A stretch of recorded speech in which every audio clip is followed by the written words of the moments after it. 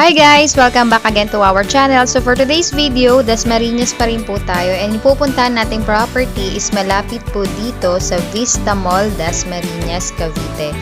So pag nakita nyo yung si Vista Mall, dito lang kayo sa kaliwang part sa Dasma Bayan. Yung way ng Padasma Bayan po ang inyong sasakyan. So before anything else, kung bago po kayo sa aming channel at hindi pa po kayo nakasubscribe, i-hit nyo na po yung subscribe button at i-click nyo na rin po ang notification bell para lagi po kayong ma-update sa aming mga bagong uploads. Thank you! So para po sa magtatanong, si Dasmariñas Cavite po ay hindi binabaha. Then ito po, konting paglagpas nyo ng arko, sa kaliwang side po kayo titingin. Ang makikita nyo pong nakalagay dito po sa papasukan ninyo is Villa Catalina Subdivision 2000. So dyan po kayo papasok kung kayo po ay may sariling service. So, ang hindi ko po napansin is kung meron bang tricycle na nakapark po doon or nagte-terminal. Pero ang alam ko po kasing may tricycle is yung bandang baba pa po. So, yung napansin ko po is medyo looban lang po yung subdivision. Pero hindi rin naman siya ganoon kalayo sa bayan. So, kung siguro pag pupunta kayo ng bayan, less than 10 minutes nandun na kayo. Then, lahat po ng basic needs po ninyo ay nandun na po sa Dasma Bayan. Meron din po doon na elementary school, public school. Nandun na rin ang munisipyo, simbahan. Nandun na rin si Prime Water, si Dasca. So, kumbaga kung lalabas kayo ng subdivision, then kaya nyo ng isang lakaran. So, magkakalapit lang po sila. So, yung nakikita nyo pong dinaanan namin is actual way po yan. Hindi ko na po siya masyadong kinat. So, ayan. Ito, sa kaliwang part si Villa Luisa Homes. Pag nakita nyo si Violet na yan, tas sa tapat yan merong Pure Gold Mart. Then, pagpasok nyo, may tulay. Yung unang kaliwa, doon na po kayo liliko. Kasi nangyari sa amin, kinat ko na lang po dito sa video. Diretso pa po kami doon. Kaya, nakarating po kami dito sa basketball court. So, pakita ko na rin yung basketball court. Tapos, meron din silang mini chapel dito din po sa loob ng subdivision. So, yung pamasahe po ng tricycle, pwede daw po dalawa maghati is 27 pesos. So, mga kapitbahay, we are here na po sa Phase 2, then Block 3. As in, malapit lang siya doon sa tinuro ko sa inyo kanina, yung pagkakaliwa. Pwede nyo siyang lakarin from the gate. So, pagkakaliwa nyo po, pangalawang kalsada po, doon po kayo kakanan.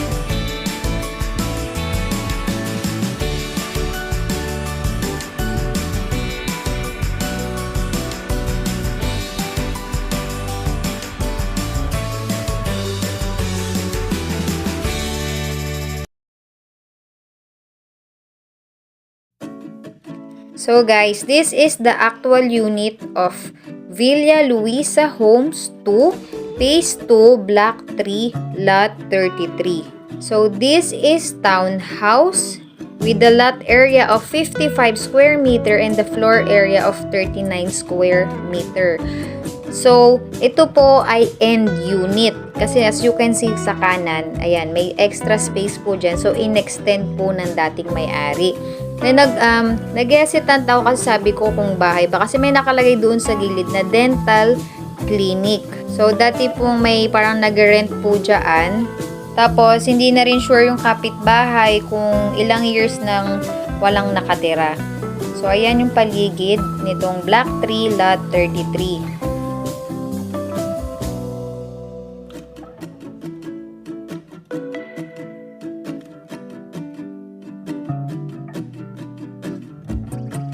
So, pakita ko sa inyo yung kaharap nitong property po na ito. So, ayan. Medyo tumbok po siya nung kalsada. So, para po dun sa may mga pamahiin, alam nyo na po yung ibig kong sabihin kapag po tumbok po sa kalsada. So, eto, may nakita akong Meralco bill dito sa gate. Tapos, hindi rin natin siya matitingnan ng malapitan kasi yung gate po nito is nakalock. Parang dito siya mismo nilak ni Pag-ibig sa gate mismo. So, ito yung extension. Feeling ko doon siya nagki-clinic. Yung dating nagki-clinic po dito. So, ayan, as you can see, may padlock. Then, nakita ko yung Meralco bill. And the good news is, 0 po ang kanyang bill. So, wala pong naiwang overdue or unpaid bills yung dating may-ari. So, sa water na lang, hindi po ako sure. Then, yung monthly dues pala dito is 50 pesos. So, i-anticipate nyo na lang po na 50 pesos times 12 months, tapos kunwari mga 5 years nang hindi natirhan. Baka po yun yung possible na ibabayaran nyo po sa association. Pero, feeling ko naman hindi siya ganun kalaki. So, pag tiningnan nyo po itong property, better go to association para po ma-confirm kung may babayaran po pa po ba kayo. So, another thing is, i-assume po natin na walang kwarto sa loob ng bahay po na ito. So, maaaring maglabas kayo ng mga 150, 200,000 or more than para po maipagawa nyo po yung loob ng bahay. So, yung TCT po nito is T-645453. So, if ever na malipat po ng listing ang unit po na ito, mariretain or hindi magbabago yung TCT number tsaka yung property location. So, yung mga hindi ko nabanggit ngayon sa video ay ilalagay ko po sa description.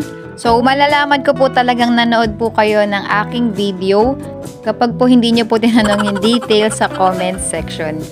And guys, meron nilagay pala akong link dyan sa taas para po sa playlist ng tips and guides sa pag-a-avail ng foreclosed property. So, i-check nyo na lang po dyan sa taas. So, kung meron po kayong vlog suggestion, please comment down below and try ko pong gawin po ang inyong sinasuggest. And that's the end of our property visit dito sa Villa Luisa Homes. So, panoorin nyo pa rin po hanggang dulo kasi papakita ko naman po yung way palabas po ng gate ng Villa Luisa Homes.